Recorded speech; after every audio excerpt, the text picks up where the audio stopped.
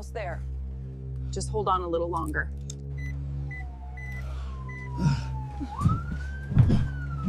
So this patient almost died, and the pain wasn't even in her chest. You see, if you stop at the abdomen, you will miss the heart. And if you miss the heart, you will fail the exam. And worse, you will fail the patient. So let me show you in this class how never to miss this diagnosis again. By the way, I am Dr. Broni. I'm the lead tutor at MedCognito, where we help doctors preparing for the MCQ1 exam to crash the MCQ1 and become safe and sharp clinicians in Canada and beyond. So today I'm teaching you how to approach acute upper abdominal pain. So think about it.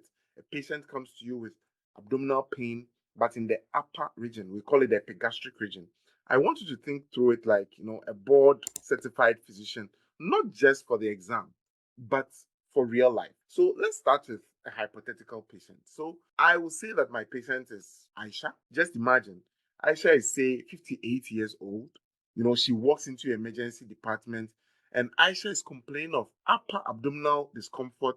Aisha says she has nausea and she tells you that it feels like gas. Aisha's vitals seem normal: blood pressure, pulse, respiratory rates, oxygen saturation, temperature. But then later on, you realize that after you check the pulse again, the pulse and the heart rate seems to be slightly elevated. You examine Aisha, the abdomen is soft, there's no garden, there's no rebound tenderness, and you're tempted to send the patient home with some antacids and a proton pump inhibitor like pantoprazole. But then you go like, no. Let me pause. Let me just pause. And you remember something I taught you in this video because you took time to review this video. And what I'm teaching you today is this. Never ever assume that when patients present with upper abdominal pain, it is always from the abdomen. So please, the take-home point is this. Never assume that upper abdominal pain is from the abdomen alone. It could be from the chest. And until you've ruled out a chest-related complication or a chest-related concern, please don't just send the patient home. So, because you remember that, you then went on to grab your ECG and boom, Aisha has an inferior myocardial infarction. An inferior MI. You know what? Aisha wasn't just having gas.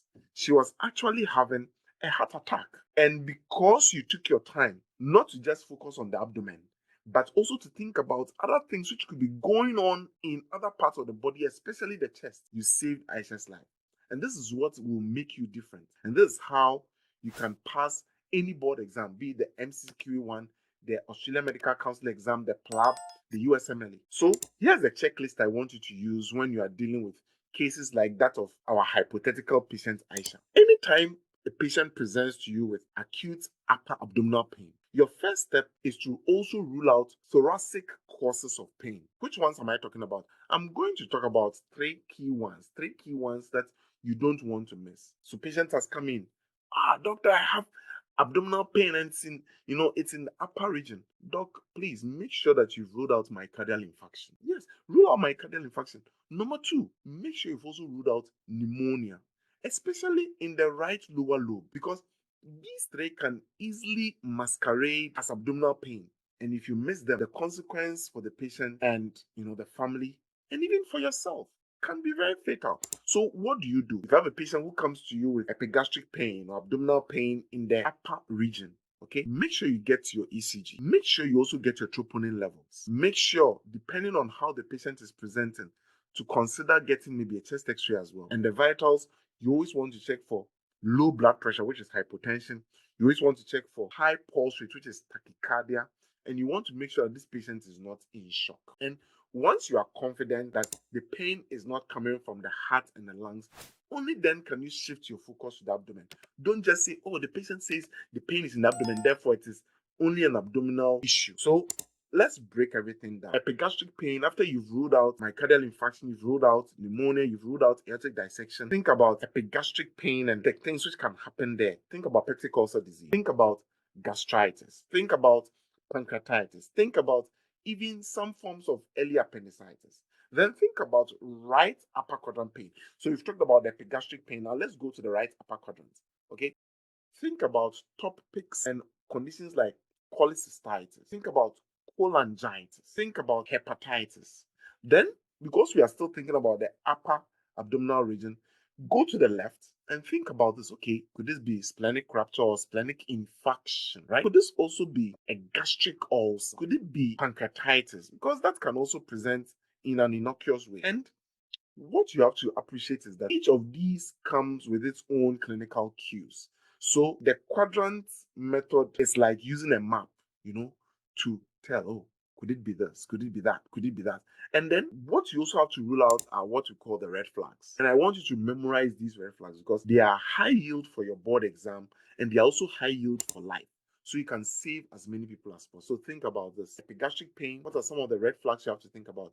Is the patient's blood pressure low? Is the patient's pulse high? Is the patient in shock? Because if you see this combination, hypotension with tachycardia, with shock in a patient with epigastric pain, you want to think about conditions like perforation, massive hemorrhage from whichever source, or even aortic dissection. Another red flag sign I want you to think about is rebound tenderness or guarding. Okay, rebound tenderness or guarding. If you think about that and you realize that the patient has any of those, rebound tenderness or guarding, think about a surgical abdomen. Okay, and then also think about this other red flag. Is the pain the patient is experiencing, is it going to the back or is it going to the chest? If you see these two things, think about conditions like aortic dissection and pancreatitis. So let's say your patient is stable, none of these red flags. What's your next move? This should be your workout plan. You want to get your ECG, you want to get your chest x-ray, you want to get your complete blood count where you can check your white cell counts, your platelet counts, your hemoglobin levels. You want to also get your lipase levels. And then get your liver function test, your electrolytes and your creatinine. Request for your abdominal ultrasound, for gallbladder, for the liver, and also to check the aorta. Okay, and if you are still unsure, then you can get a CT of the abdomen and the pelvis. And now what I want you to do is just breathe, just pause, and lock all this information in. Okay, lock all this information in. Let me take my time and go through the labs again. Get your ECG, get your chest x-ray, CBC, your lipase, liver function test, electrolytes, get your creatinine, get the abdominal ultrasound for gallbladder, abdominal ultrasound to assess the liver and the aorta as well. And if you are still not unsure, get a CT of the abdomen and the pelvis. So when it comes to upper abdominal pain, okay, this is the playbook I want you to use for the exam. Number one, rule out heart-related issues and lung-related issues. Number two, localize the pain. Is the pain exclusively in the epigastric region? Is it in the right upper quadrant? Is it in the left upper quadrant? Number three, know by heart, the red flag signs we talked about. Number four, order your investigations that are smart, that are fast, and also targeted investigations. And it is when you do these things that you really realize that you are ahead of your examiner and ahead of the patient's disease, so you can be of help to Aisha, who is our hypothetical patient. What I want you to do is this. I'm hoping this quick review of how to assess a patient with upper abdominal pain made some sense. And if you want to master every system like this, I need you to do just something very simple. Subscribe right now to the MedCognito YouTube channel. Click on the bell notification. Also, don't forget to share this video with your other medical school colleagues and other colleagues you are studying with for the MCQ1 exam. And because at MedCognito, we don't just teach medicine, we teach you how to think like a doctor. Everyone wants to see you walking in the room. Keep studying. And don't forget, I'm your friend, your companion in this exam preparation, and your tutor, Dr. Broni. Let's keep saving lives and let's do this one diagnosis at a time. See you in the next video.